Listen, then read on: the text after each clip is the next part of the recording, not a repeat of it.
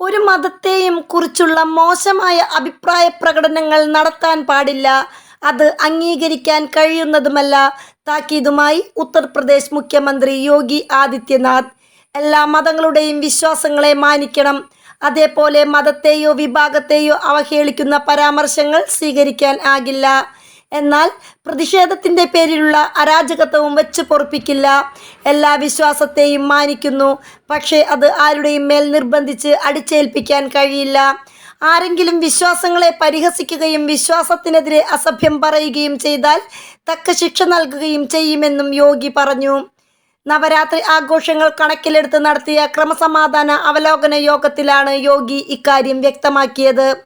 പ്രതിഷേധത്തിന്റെ പേരിലുള്ള അരാജകത്വവും നശീകരണവും തീകൊളുത്തലും അംഗീകരിക്കാനാവില്ലെന്നും അതിന് ധൈര്യപ്പെടുന്നവർ വില നൽകേണ്ടി വരുമെന്നും അദ്ദേഹം പറഞ്ഞു. ശാരദീയ നവരാത്രി വിജയദശമി ആഘോഷങ്ങൾ സന്തോഷത്തിലും സമാധാനത്തിലും സൗഹാർദ്ദപരമായ അന്തരീക്ഷത്തിലും ആഘോഷിക്കണം. സ്ത്രീ സുരക്ഷ ഉറപ്പാക്കുന്നതിനുള്ള നിർദ്ദേശങ്ങൾ നൽകിയ മുഖ്യമന്ത്രി തിരക്കേറിയ സ്ഥലങ്ങളിൽ കാൽനട പട്രോളിംഗും PRV പട്രോളിംഗും ശക്തമാക്കണമെന്നും പറഞ്ഞു. സ്ത്രീകളുടെയും പെൺമക്കളുടെയും സുരക്ഷയും സൗകര്യവും ഉറപ്പാക്കണം. ഇതിനായി എല്ലാ വകുപ്പുകളും ഒരുമിച്ച് പ്രവർത്തിക്കണമെന്നും അദ്ദേഹം വ്യക്തമാക്കി. News desk മലയാളാക്ഷരം.